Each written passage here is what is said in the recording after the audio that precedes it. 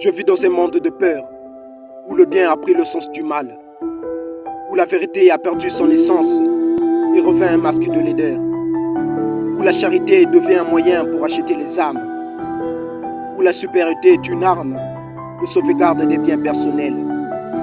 Quel jour me sentirai-je en route quiétude, si bien que j'ai le sentiment très vif de vivre dans un cercle d'hostilité, sans pour autant connaître la finalité.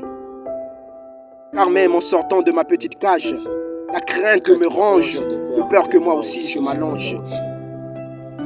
Toutes mes nuits deviennent si mélancoliques, de telle sorte que je prie Dieu, afin qu'il m'épargne de toutes ces pensées colériques. Quel jour me sentirai-je en route quiétude, dans ce monde qui, à cause de ce qui serait non naturel, non nécessaire, continue de se baigner dans une rivière rougeâtre, si immonde soit-elle.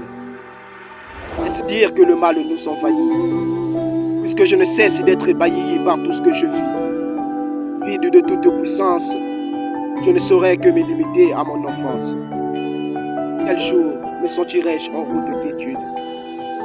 Je m'inquiète énormément de notre insensibilité. C'est comme si nos yeux sont couverts de saleté. Notre vie consiste-t-elle seulement à une question de nourriture, de boissons et de plaisirs? N'avons-nous donc pas d'autre chose plus pressante que ça? C'est une maladie, l'ignorance, car elle nous cerne comme des rances. Moi me parle de douceur, car dit-on elle serait signe de faiblesse bien loin de la gentillesse. Trop ancré dans le trop bon, trop bouillant, l'homme est devenu invraisemblablement pour son semblable, un lupus omni lupus, c'est-à-dire un loup pour l'homme.